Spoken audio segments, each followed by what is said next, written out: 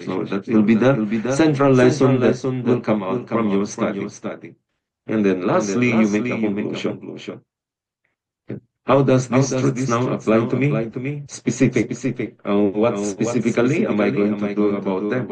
Let's say you talk about 1 Corinthians 13. Now it's talking about love. So you ask yourself, knowing now about the characteristics of love, what kind of person should I be as a Christian? What kind of love should I develop in my life? So that's about the practical and very specific now. So maybe you talk about I have to be forgiving. I have to be generous. I have to be overlook the little or maybe some of the things that really crosses my path. I have to learn to forgive, even though it's very difficult. But I have to learn to forgive. Okay, so those are specific. And that will take a lot of analysis, I mean, thinking from a particular Bible study person, making the Bible study. So we have here an example now for you to have a glimpse of how does it look or how is this done. So we have here a study done in Luke chapter 15. So we have to check whether you already read it 5 times. No. This is for the purpose of our discipline. No? Gina-check kung nabasa mo gid 5 times gid, no? Kung 30 verses na, 30 verses times 5. No? So kung 50 verses times 5. And then caption, title, lost and found, Luke chapter 15, and then the contents. No? So this example analyzes that there are 3 parables mentioned in Luke chapter 15. So specifically, ano ni siya, content, verses 3 to 7, he talked about the lost sheep, and then he talked about 8 to 10, the lost coin, and then 11 to 22, the lost son. No, normally, ang ating Bible, especially NIV and I think other mga recent translations, they give us the section title, meaning to say, for instance, the lost sheep, ginadivide na nangada, no, verses 3 to 7, and then the next one, lost coin. So, but there are Bibles where wala ni siya sa ngamuning, no? There are Bibles where wala sa section title. So, that will be for the Bible study student, no? Kung ikaw nagatuon sila, ang itao mo kundi nag-break ng story, and then next na naman ng story. So you get to find that out. Pero ang mga Bible na may section title, that really helps us, no? Parang yung bubuligan niya na maghapos na ang imong pagtuon. Ito may nag-una na natuon, it's already guided. And what are the key people or chief people here? So there are 3 parts of the content, so there should be 3 major people mentioned here.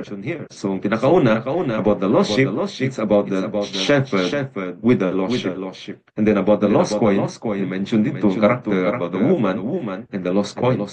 And then number 3, the father, and then with the lost son. I think this is the parable of the prodigal son. And then choice verse. Among all the, let's say, 32 verses here, no, the writer, the one who made it, he finds it that the choice verse is chapter 15, verse 7.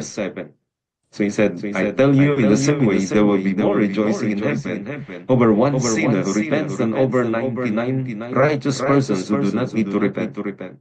Okay, so it's up to you, whatever is the choice verse that really impacted you, really amo ginagastan out. Okay. And then what are the crucial words, meaning mga keywords that you see. So the sample that we have, no, lost and then found. That's why tinaytulan niya lost and found. Because kapila solito ng word na lost, kapila solito ng word na found. Okay, so that's why he uses the title lost and found, because these are all the crucial words. And then the challenges. What is challenging in this particular passage, no, Luke chapter 15. Sa sining example, difficulties I need to study. What does this verse mean? 99 righteous person who do not need to repent. So what does the writer of this author is trying to tell us? That 99 righteous persons do not need to repent, meaning the same. Either the ratio. Does this mean the ratio of righteous to unrighteous is 1:99? Or does it mean another thing? Okay. So, meaning to say minority permi ang unrighteous, majority gid ang righteous, or that's not what this means, but it could mean another thing. Okay, so you find whatever is the challenging verse. And then cross-references, so una-unanay, no, makita niya gin-mention mo di kung anong di ini imong pangitaon ini nga chapter, no, example. So cross-reference it's found in Matthew, also in John, also in First Peter, also in Isaiah, and also in Psalms. So this one I think it will be aided by the what you call this concordance. That will be a help kung may concordance ka. So okay, next.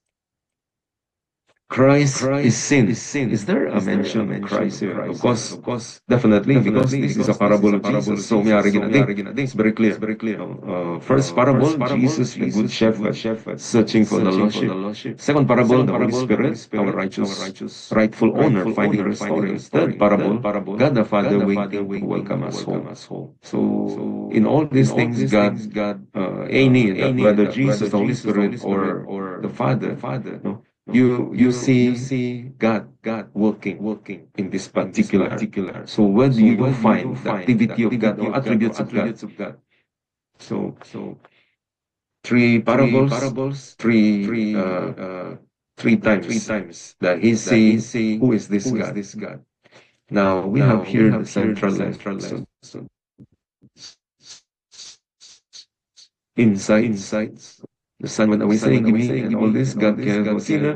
Okay, this one you have to make your own insights. And then you also, this example highlighted the characteristic of the immature brother.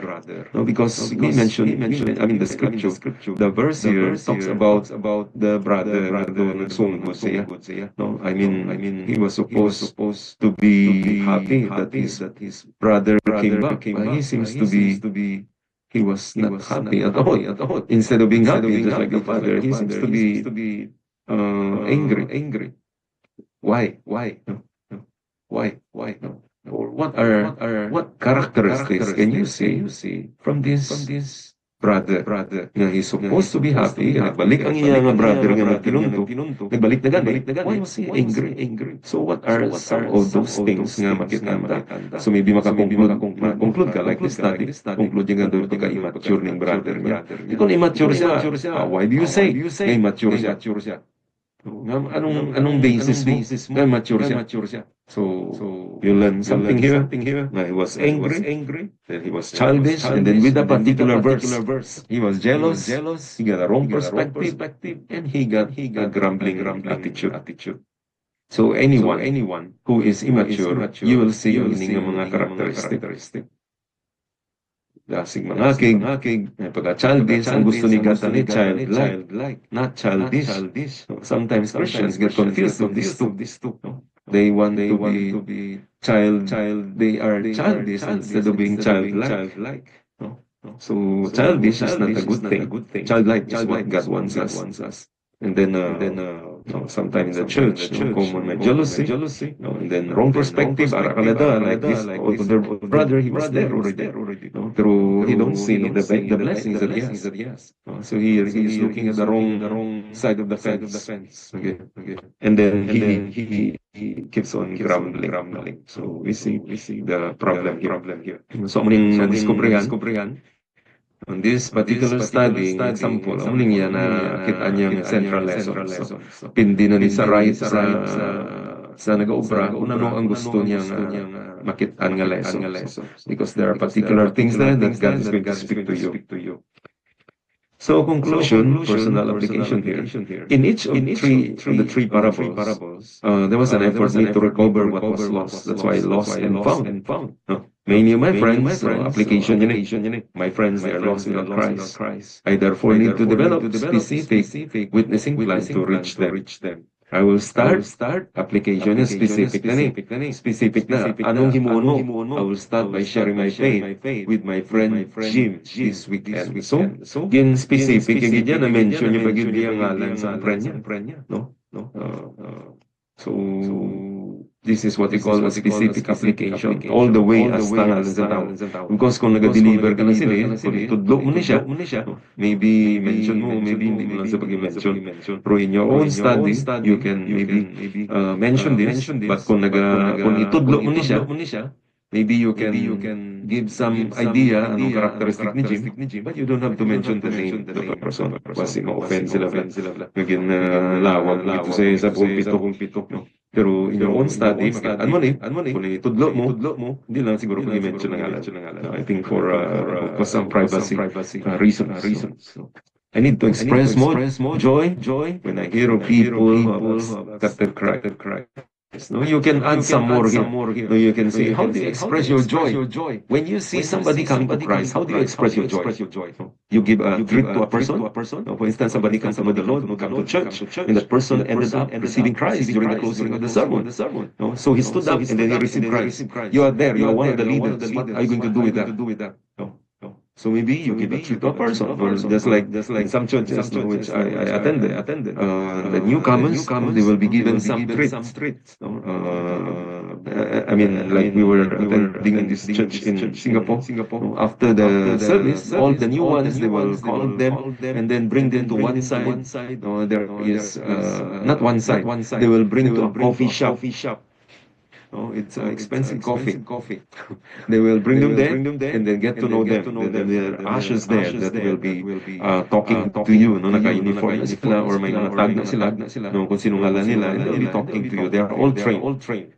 And then there will be free coffee. You abi mo gani may bayad. No, gali libre. Pero ang coffee nga na gin-rent nila. No? Ang ina nga store kay at duara to sa isa ka mall, no, ang ina sa gwa sila, for instance may Starbucks na example no, may Starbucks tanan nila nga mga bisita dalo nila sa Starbucks, then by na sa church. Tanan nga ginanong dira bayad na sa simbahan. So medyo magasto na. Pero there are of course other ways of doing that. No? Pero that is how to welcome them, especially pag ito nagbatong sa Christ. No? So what are you going to do specifically? Maybe give some gifts, or maybe may reading ka ng Bible, no? Or hindi ng Bible, maybe giving something for him, maybe a t-shirt, no? Or ball pen, or notebook, or whatever.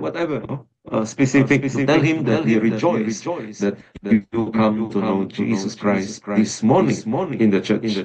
So be specific, lost and found, just like the brother, the son who was lost, and he came back. What did the father do? Nagpatumbagin siya sa baka. Naging tumba niya, wala yung naging patindog. Yung ibang ipatumba, pinatindog pa dayon. No? Tumba gidya. Naging luto, naging pakaon sa tanan. No? So this is about how to do it. No? Now, let's go into the assignment. No? I listed down here several. No? You have to select here a chapter from the following for your chapter summary. So may rin ako suggest na particular chapter. Kung ano di. So what we'll do now is that you have to tell me kung di ending mo na gusto. So that butangan tangalan dayon. No. For instance, mo ni mo gusto, Genesis chapter 3. For instance, mo ni gusto ni Pastor Guillermo, example lang. No. So, yan yung Genesis chapter 3 kay Pastor Guillermo, example lang. So, I think ang mga absent, you really have to, siguro i-ano ko i-send ko siguro sa group chat, so that nga those nga wala, nga absent, they will catch up, they have to make. Okay, kung wala ka paper, wala ka sinig obra, then sinig may incomplete ka gid. So I think that's about, ano, i-stop ko na share, ah. Stop share ko na din. Okay. So that's about the chapter summary method. After, sa next week, we will be studying about, next week, you will be presenting your work, chapter summary. And then the following week, we will be talking another topic. No, I think if I'm not wrong, it's character quality. No, this time you're going to extract a particular character quality from the chapter that you will study.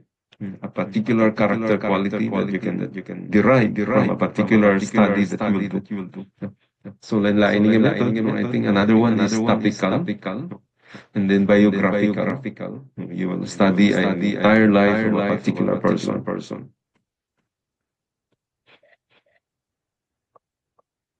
So, Bible study lang na yung ang aton nga method ginagamit. No? When it comes to homiletics, lain naman ang format, no? Kung sermon ng Brown, no? Lain naman siya.